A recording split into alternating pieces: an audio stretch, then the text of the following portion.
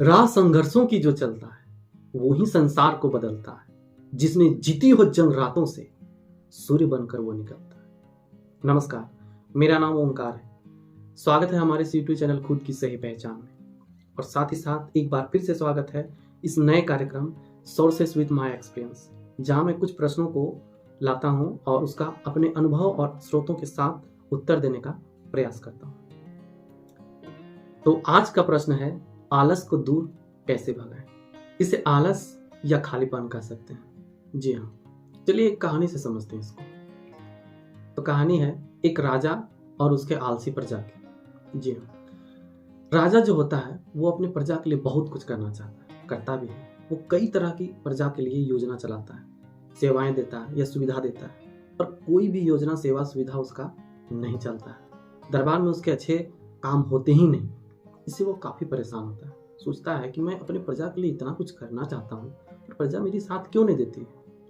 खैर, वो एक तरकीब अपने दिमाग में लाता है।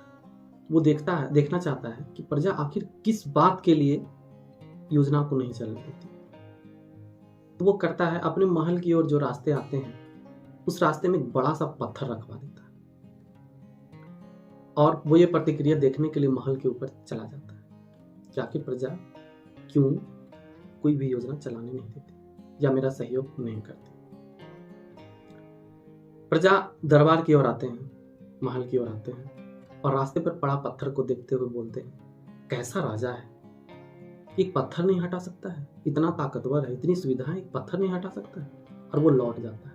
फिर कुछ प्रजाएं आती हैं, फिर कोई प्रतिक्रिया देती है और फिर लौट जाता है।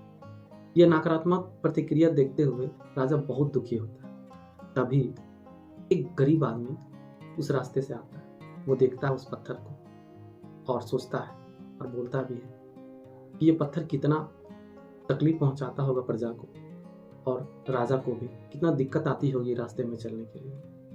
वो अपनी पूरी ताकत से उस पत्थर को हटाने में जुट जाता है। वो पूरी ताकत से हटाने में जुटने में सफल भी हो जाता है। जैसे ही वो पत्थर हटाता है, उस पत्थर के नीचे ढेर सारे पैसे, सोना चांदी और असरफियां रखी रहती है। साथ में एक चिट्ठी जो राजा ने रखवाया था। उस चिट्ठी में लिखा था कि तुमने इतने प्रयास से इस पत्थर को हटाया, ये जो भी सोने चांदी सिक्के और पैसे हैं इसका हकदार सिर्फ तुम हो, तुम इसे घर ले जा सकते हो। तब राजा को बात समझ में आ गई कि आखिर प्रजा की समस्या कहाँ है और मेरे प्रति उसका प्रतिक्रिया क्या। तो कहानी तो आपको समझ में आ ही गई होगी। कैसी लगी ये कहानी, राजा और उसके आलसी प्रजा। बात तो आपको समझ में आ ही गई कि संघर्ष हमारे जीवन में कितना महत्वपूर्ण रखता है। और बात आलस की है, आलस कहें या खालीपन। तो मैं आपको एक प्रेजेंटेशन की मदद से सहायता कर सकता हूं कि कैसे अपने आप को आलस से दूर भगाएं, आलस अपने अंदर से कैसे निकालें। पर याद रखिएगा, करना आपको है, समझना आपको है, उस पर चलना आपको है। तो चलिए देखते हैं एक प्रेजेंटेशन के साथ कि आखिर क्या कर सकते हैं आलस को दूर भगाने के लिए। वास्तविक मुद्दा समझिए। जब भी आप आलसी होने लगे, रुकिए, देखिए और जायजा लीजिए कि असल में हो क्या रहा है।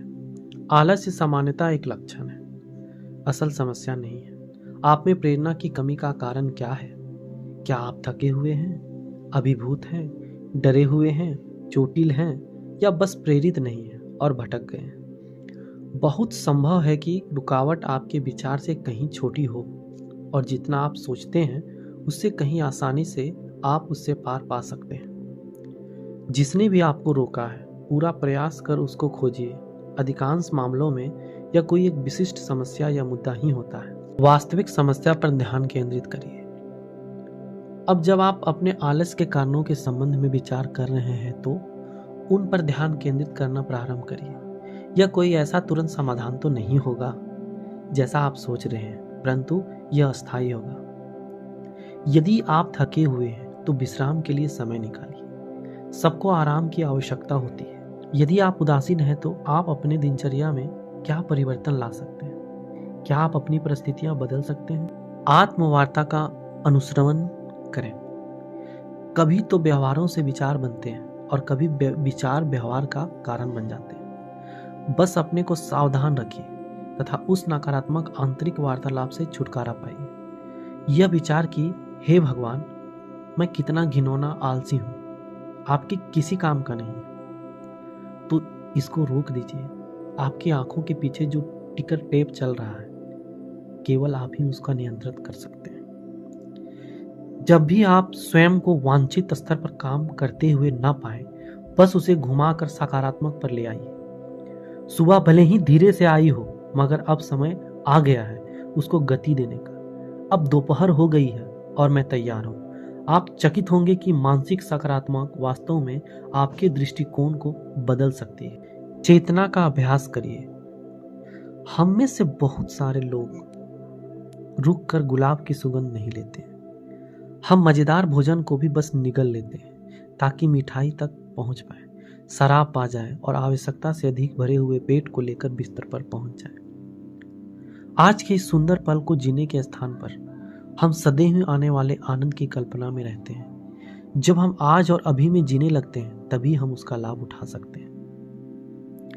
अगली बार जब भी आप स्वयं को भूतकाल अथवा भविष्य के संबंध में विचार करता हुआ पाएं, तो अपने को खींचकर वापस आज में ले आइए।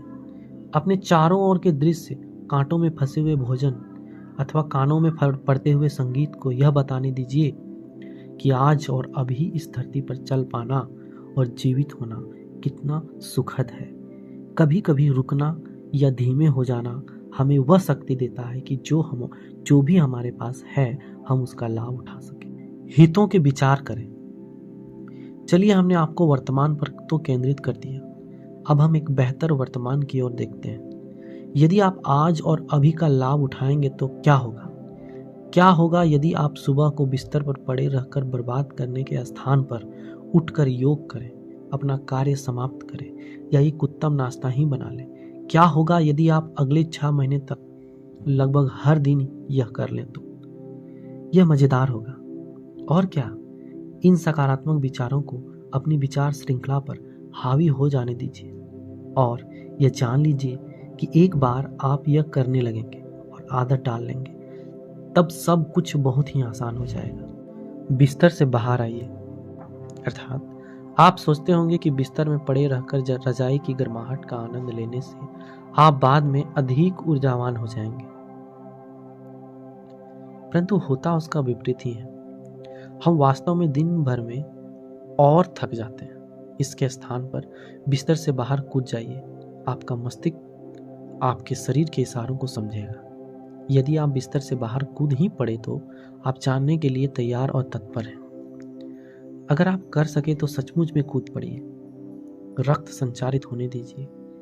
शायद ही आप यह करना चाहें, मगर यदि आप ऐसा कर पाएंगे तो आप उसके बाद अपने को अधिक जीवंत पाएंगे।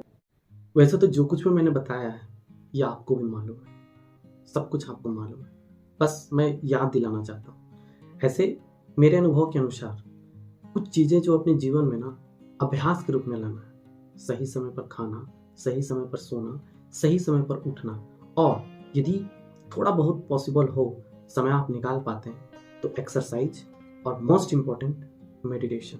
यदि आप इन चीज़ों पर भी ध्यान देंगे तो आपको आलस भगाने में बड़ा मदद मिलेगा। सकारात्मक ही आलस का सबसे बड़ा दुश्मन होता है, याद रखिएगा।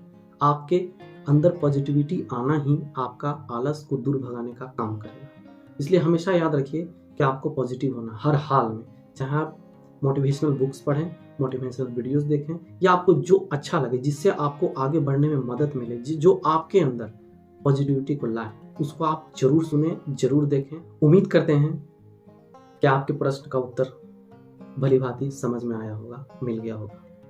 तो ये वीडियो उन तक पहुंचाइए जिनको इसकी ज़रूरत है। यदि आपको थोड़ा भी बहुत समझ में आया तो मेरे लिए बहुत है, और यदि जिसको आप शेयर करेंगे उनको भी समझ में आएगा तो ये आपके लिए भी बहुत है। तो आज के लिए इतना ही। मिलते हैं अगले कड़ी में एक नए प्रश्न के साथ। तब तक के लिए नमस्कार।